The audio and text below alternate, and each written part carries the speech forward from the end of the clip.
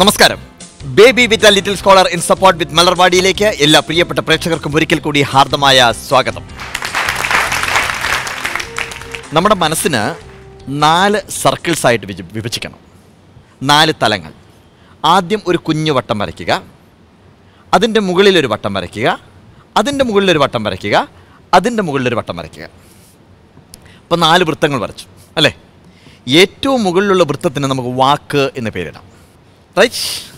രണ്ടാമത്തെ വൃത്തത്തിന്, അകത്തുള്ള വൃത്തത്തിന് ചിന്ത എന്ന് പേരിടാം. മൂന്നാമത്തെ വൃത്തത്തിന് പ്രവൃത്തി എന്ന് പേരിടാം. 4ാമത്തെ വൃത്തം, ഏറ്റവും ചെറിയ വൃത്തം, അതാണ് യാഥാർത്ഥ്യം. നമ്മൾ എന്താണ് എന്നൊരു ചോദ്യം ചോദിച്ചു കഴിഞ്ഞാൽ ഈ 4 തലങ്ങളും വളരെ പ്യുവറായിട്ട് നിൽക്കുകയാണെങ്കിലാണ് നമ്മൾ വളരെ കൃത്യമായിട്ട് ജീവിതത്തിൽ നന്മയോടുകൂടി ജീവിച്ചു പോകുന്നത്. മനസ്സിലായോ? ഞാൻ പറഞ്ഞു വരുന്നത് ഏറ്റവും അവസാനത്തെ വട്ടത്തിൻ്റെ പേരെന്താണ്? വാക്ക് അല്ലേ? നമുക്ക് എന്ത് വാക്കും പറയാം, ആരോടും എന്തും പറയാം. എനിക്ക് നിങ്ങളോട് ഇങ്ങനെയൊക്കെ പറയാം. പക്ഷേ എൻ്റെ ചിന്ത മറ്റൊന്നാവാം, എൻ്റെ പ്രവൃത്തി മറ്റൊന്നാവാം, എൻ്റെ യാഥാർത്ഥ്യം മറ്റൊന്നാവാം. അങ്ങനെയാണെങ്കിൽ ഞാൻ പ്യുവർ അല്ല. ഞാൻ ജീവിതത്തിൽ ഒരിക്കലും മദ്യം തൊട്ടിട്ടില്ല, ഒരു സിഗരറ്റ് പോലും ഞാൻ വലിച്ചിട്ടില്ല. ഇത് ഞാൻ വാക്കുകൊണ്ട് പറയുന്നത് മാത്രമല്ല, ഞാൻ എൻ്റെ പ്രവൃത്തി കൊണ്ട് കാണിച്ചതാണ്. പക്ഷേ എനിക്ക് വാക്കുകൊണ്ട് പറയുകയും രഹസ്യമായിട്ട് പോയി മദ്യം കഴിക്കുകയും ചെയ്തു കഴിഞ്ഞാൽ മാറിപ്പോയി കാര്യങ്ങൾ. അപ്പോൾ വാക്ക് എന്ന് പറയുന്നത് നമുക്ക് എന്തും പറയാം. രണ്ടാമത്തെ ഭാഗം എന്ന് പറയുന്നത് ചിന്തയാണ്. നമുക്ക് എന്തും ചിന്തിക്കാം, മോശമായ കാര്യങ്ങൾ ചിന്തിക്കാം, പുറത്താളുകൾ കാണുകയില്ല. ഈ ചിന്ത കൂടെ പ്യുവറായിട്ട് വെക്കുന്ന സമയത്താണ് കുറച്ചുകൂടി നമ്മൾ ഉള്ളിലേക്ക് വളരെ വിശാലമായ മനസ്സോട് കൂടിയിട്ട് നമ്മൾ കുറച്ചുകൂടി യാഥാർത്ഥ്യത്തോട് അടുക്കുന്നത്. മൂന്നാമത്തെ ഭാഗം എന്ന് പറയുന്നത് പ്രവൃത്തിയാണ്.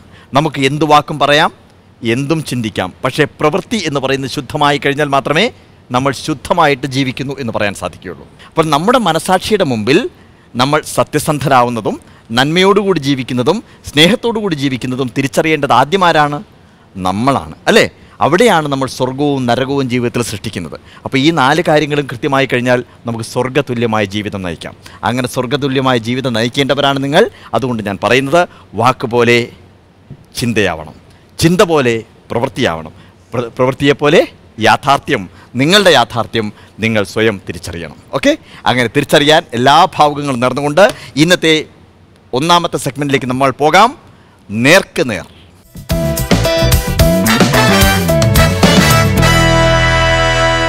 നേർക്ക് നേർ എന്ന ഈ സെഗ്മെൻറ്റിൽ 4 എൻവലപ്സ് എൻ്റെ കയ്യിലുണ്ട്, 4 വൈറ്റ് എൻവലപ്സ്. ഓരോ ഗ്രൂപ്പിന് ഓരോ എൻവലപ്പ് ഞാൻ ഏൽപ്പിക്കുന്നു. അതിനകത്ത് മറ്റൊരു കവറുണ്ട്. മനസ്സിലായോ? ആ കവറിൻ്റെ 2 കവറിൻ്റെ നിറം ഒരു നിറത്തിലുള്ളതാണ്. ആർക്കാണോ ഒരേ നിറത്തിലുള്ള കവറുകൾ കിട്ടുന്നത് ആ ഗ്രൂപ്പുകൾ തമ്മിലാണ് മത്സരിക്കേണ്ടത്.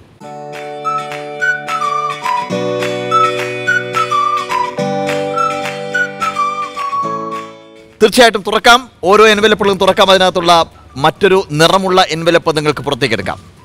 So that is rose and that is yellow, that is rose and here is yellow. ആ എൻവലപ്പിനകത്ത്, ഓരോരുത്തരുടെയും എൻവലപ്പിനകത്ത് 5 ചോദ്യങ്ങളുണ്ട്. ആ 5 ചോദ്യങ്ങളിൽ നിന്ന് 3 ചോദ്യങ്ങൾ നിങ്ങൾക്ക് തിരഞ്ഞെടുക്കാം. ആ 3 ചോദ്യങ്ങൾ തിരഞ്ഞെടുക്കുമ്പോൾ ശ്രദ്ധിക്കേണ്ടത് നിങ്ങളുടെ എതിരാളിയെ മുട്ടുകുത്തിക്കാൻ തക്ക ചോദ്യങ്ങളായിരിക്കണം. അതേസമയം നിങ്ങൾക്ക് ചോദ്യത്തിൻ്റെ ഉത്തരം അറിയുകയും വേണം. മനസ്സിലായോ? ചോദ്യം നേരിടുന്ന വ്യക്തി കൃത്യമായിട്ട് ഉത്തരം പറഞ്ഞു കഴിഞ്ഞാൽ കിട്ടുന്ന മാർക്ക് 10 മാർക്കാണ് ഒരു ചോദ്യത്തിന്. അഥവാ അവർ ഉത്തരം പറഞ്ഞില്ലെങ്കിൽ നിങ്ങൾക്കതിൻ്റെ ഉത്തരം പറയാം, അതിന് കിട്ടുന്ന മാർക്ക് 5 മാർക്കാണ്. എല്ലാം മനസ്സിലായല്ലോ? സോ ആദ്യം നമുക്ക് ആരംഭിക്കാം.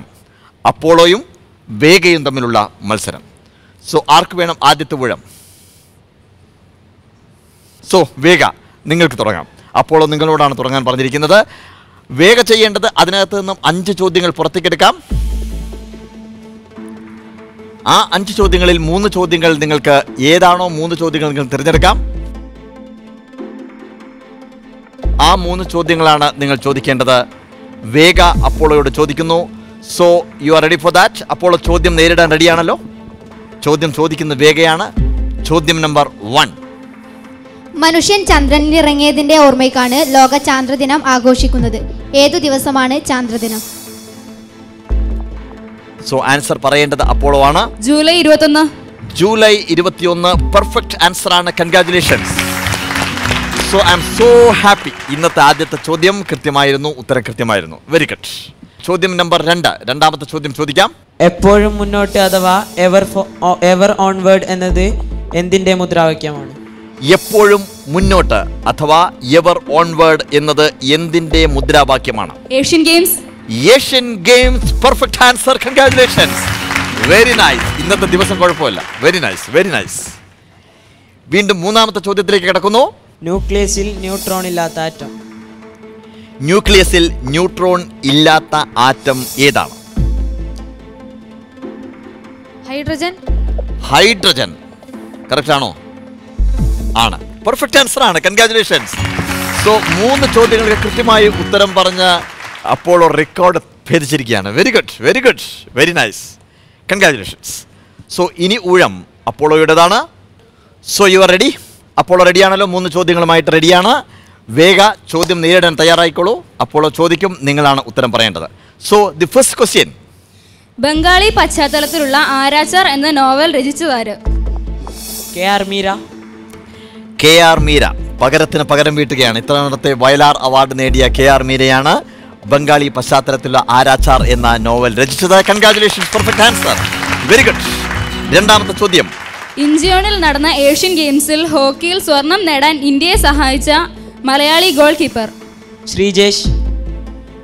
ശ്രീജേഷ്. പെർഫെക്റ്റ് ആൻസർ ആണ്. PR Sreejesh. Congratulations. Very nice, very nice. മൂന്നാമത്തെ ചോദ്യം. പ്രപഞ്ചത്തിൽ ദ്രവ്യം ഏറ്റവും കൂടുതൽ കാണപ്പെടുന്നത് ഏതവസ്ഥയിൽ? ഖരാവസ്ഥയിൽ. ഖരാവസ്ഥയിൽ. ഖരാവസ്ഥയിലോ? ഇതെന്താ അങ്ങനെ ഒരു പറയാൻ കാരണം? പ്രപഞ്ചത്തിൽ ദ്രവ്യം ഏറ്റവും കൂടുതൽ കാണപ്പെടുന്നത് ഏത് അവസ്ഥയിലാണ് എന്നുള്ളതാണ് ചോദ്യം. ഓക്കെ, അപ്പോളോ പറയാമോ ഉത്തരം? പറയാം. പ്ലാസ്മ. പ്ലാസ്മ. എന്താ അങ്ങനെയൊക്കെ പറയാൻ കാരണം? പ്ലാസ്മ. പെർഫെക്റ്റ് ആൻസർ ആണ്. 99% ഏകദേശം പ്ലാസ്മ. പെർഫെക്റ്റ് ആൻസർ ആണ്. സംശയത്തോടു കൂടി പറഞ്ഞതാണ് അല്ലേ? അതാണ് പ്ലാസ്മ എന്നൊക്കെ പറഞ്ഞത്. Okay, very good, very good. ഇനിയും 2 എൻവലപ്പുകൾ കൂടി തുറക്കുവാനുണ്ട്. റോസ് എൻവലപ്പ് അല്ലേ? അതിനകത്ത് 5 ചോദ്യമുണ്ട്, അതിനകത്ത് 5 ചോദ്യമുണ്ട്. ആ ചോദ്യങ്ങൾ എന്താണ് എന്നറിയാൻ വേണ്ടി കാത്തിരിക്കുകയാണ് നിങ്ങളും, ഇലക്ട്രയും, അതോടൊപ്പം ലിബ്രയും, അതോടൊപ്പം പ്രേക്ഷകരും.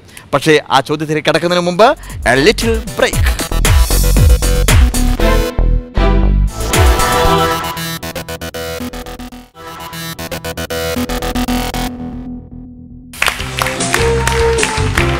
Once again, welcome back. Baby with a little scholar in support with Malarwadi.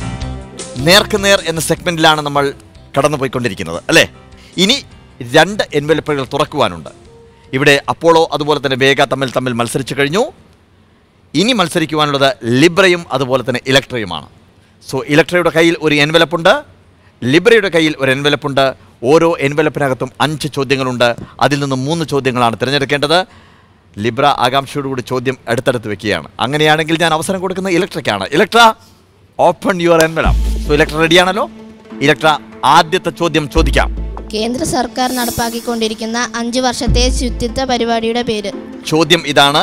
കേന്ദ്ര സർക്കാർ നടപ്പാക്കിക്കൊണ്ടിരിക്കുന്ന 5 വർഷത്തെ ശുചിത്വ പരിപാടിയുടെ പേര് എന്താണ് എന്നുള്ളതാണ് ചോദ്യം. ഇലക്ട്ര ചോദിച്ചിരിക്കുന്നു. ലിബ്രയ്ക്ക് ആൻസർ പറയാം. Watts your answer? Swachh Bharat. Perfect answer ആണ്. കൺഗ്രാറ്റുലേഷൻസ്. Very nice. രണ്ടാമത്തെ ചോദ്യം. ഏറ്റവും അധികം ഉപഗ്രഹങ്ങളുള്ള ഗ്രഹം ഏത്? ഏറ്റവും കൂടുതൽ ഉപഗ്രഹങ്ങളുള്ള ഗ്രഹം ഏതാണ്? ഏറ്റവും അധികം ഉപഗ്രഹങ്ങളുള്ള ഗ്രഹം ഏതാണ് എന്നുള്ളതാണ് ചോദ്യം. ജൂപ്പിറ്റർ. ജൂപ്പിറ്റർ. വ്യാഴം അല്ലേ? ജൂപ്പിറ്റർ. പെർഫെക്റ്റ് ആൻസർ ആണ്. നൈസ്. കൺഗ്രാറ്റുലേഷൻസ്. Very nice. അടുത്തത് മൂന്നാമത്തെ ചോദ്യം. മലയാള കവിതാ രചനയ്ക്ക് സംസ്കൃതത്തിന്റെ സഹായം ആവശ്യമില്ലെന്ന് പറഞ്ഞു തുടങ്ങിയ പച്ചമലയാളം പ്രസ്ഥാനത്തിന് നേതൃത്വം നൽകിയ കവി? കൊടുങ്ങല്ലൂർ കുഞ്ഞിക്കുട്ടൻ തമ്പുരാൻ. കൊടുങ്ങല്ലൂർ കുഞ്ഞിക്കുട്ടൻ തമ്പുരാൻ. പെർഫെക്റ്റ് ആൻസർ ആണ്. കൺഗ്രാറ്റുലേഷൻസ്. നിമിഷ കവിയായിരുന്നു കൊടുങ്ങല്ലൂർ കുഞ്ഞിക്കുട്ടൻ തമ്പുരാൻ അല്ലേ? ഒരു നിമിഷം കൊണ്ട് കവിതകൾ. നമ്മുടെ നാട്ടുകാരനാണ്. നമ്മുടെ നാട്ടുകാരനാണോ? കൊടുങ്ങല്ലൂരാണോ? ആ, അതാണ് പെട്ടെന്ന് അറിയുന്നത്. അപ്പോൾ പച്ചമലയാളം എന്ന് പറയുന്ന പ്രസ്ഥാനത്തിന് രൂപം കൊടുത്ത കൊടുങ്ങല്ലൂർ കുഞ്ഞിക്കുട്ടൻ തമ്പുരാൻ നിങ്ങൾ അറിയും അല്ലേ? നിങ്ങളുടെ അടുത്ത ആളാണ്, അതുകൊണ്ട് കൃത്യമായിട്ട് നിങ്ങൾക്ക് അറിയാവുന്നതാണ്, നാട്ടുകാരനാണ്. Okay, good, very nice. ഇനിയും 3 ചോദ്യങ്ങളുണ്ട്. ആ ചോദ്യം നിങ്ങളുടെ കയ്യിലാണ്. ലിബ്ര റെഡിയാണോ? ചോദ്യവുമായിട്ട് റെഡിയാണ്. 3 ചോദ്യങ്ങൾ നിങ്ങളുടെ കയ്യിലുണ്ട്. ഓരോ ചോദ്യങ്ങളും കൃത്യമായി സ്ഫുടമായി ഉച്ചരിച്ച് അവരോട് പറയണം കേട്ടോ. സോ ചോദ്യം നമ്പർ 1. മദ്യം തലച്ചോറിലെ ഏതു ഭാഗത്തെയാണ് ബാധിക്കുന്നത്? സെറിബ്രം. സെറിബ്രം. ഏകദേശം സെറിബ്രം റോങ് ആൻസർ ആണ്. റോങ് ആൻസർ ആണ്. So what's your answer? Cerebella. Cerebellum. സെറിബെല്ലമാണ്. സെറിബെല്ലത്തെയാണ് മദ്യം ബാധിക്കുന്നത് കേട്ടോ. അതുകൊണ്ട് മാർക്ക് കിട്ടിയത് 5 മാർക്ക് ലിബ്രയ്ക്കാണ്. ഓക്കെ, അടുത്ത ചോദ്യത്തിലേക്ക് കിടക്കാം. ഇന്ത്യയുടെ മംഗൾയാൻ ചൊവ്വയുടെ ഭ്രമണപഥത്തിലെത്തുന്നതിനും ദിവസങ്ങൾക്ക് മുമ്പ് ചൊവ്വയുടെ ഭ്രമണപഥത്തിലെത്തിയ നാസയുടെ പേടകം പറയാം. മാവൻ. മാവേൻ. പെർഫെക്റ്റ് ആൻസർ ആണോ? പെർഫെക്റ്റ് ആൻസർ ആണ്. ഞാൻ ഓർക്കുന്നത് ഈ മംഗൾയാൻ നമ്മൾ മംഗൾയാൻ വിജയിച്ചല്ലോ. മംഗൾയാൻ അയച്ചു കഴിഞ്ഞ ഉടനെ തന്നെ ഫേസ്ബുക്കിലൊക്കെ അതിൻ്റെ തരംഗമായിരുന്നു. ആ സമയത്ത് ആരോ ഒരാൾ ഫേസ്ബുക്കിലൊരു കത്ത് അയച്ചിരുന്നു മംഗൾയാൻ. കണ്ടിരുന്നോ നിങ്ങൾ ആരെങ്കിലും? നല്ല രസമുള്ള കത്തായിരുന്നു. മംഗൾയാൻ, പ്രിയപ്പെട്ട മംഗൾയാൻ, നീ ഉപരിപഠനത്തിന് അങ്ങോട്ട് പോയി എന്നുള്ള വാർത്ത അറിഞ്ഞു. നല്ല രസമുണ്ട് ആ കത്ത്. ആ കത്തിനകത്ത് നീ അതിൽ ചുറ്റി കറങ്ങി നന്നായിട്ട് പഠിക്കണം. വളരെ കഷ്ടപ്പെട്ടാണ് ഞങ്ങൾ നിന്നെ അങ്ങോട്ട് പഠിക്കാൻ വേണ്ടി അയച്ചിരിക്കുന്നത്. അതുകൊണ്ട് നന്നായിട്ട് കറങ്ങിക്കോണം. പിന്നെ നീ അവിടെ കറങ്ങി നടക്കുന്ന സമയത്ത് മാവേനെയൊക്കെ കണ്ടു കഴിഞ്ഞാൽ കാര്യം ഒട്ടും വിഷമിക്കേണ്ട. കാരണം അവരൊക്കെ എന്താ പറയുക, കോഴപ്പണം കൊടുത്തുകൊണ്ടാണ് അങ്ങോട്ട് പോയിരിക്കുന്നത്. നീ എന്താണ് മെറിറ്റിൽ പാസ്സായിട്ട് പോയതാണെന്ന് പറഞ്ഞുകൊണ്ട് മനോഹരമായിട്ടുള്ളൊരു കത്തായിരുന്നു അത്. അടുത്ത ചോദ്യം, 3ാമത്തെ ചോദ്യം. കാസർകോട്ടെ എൻഡോസൾഫാൻ ദുരന്തം വിവരിക്കുന്ന എൻ മഗജെ എന്ന നോവൽ എഴുതിയത് ആരാണ്? കാസർകോട്ടെ എൻഡോസൾഫാൻ ദുരന്തം വിവരിക്കുന്ന എൻ മഗജെ എന്ന നോവൽ എഴുതിയത് ആരാണ് എന്നുള്ളതാണ് ചോദ്യം.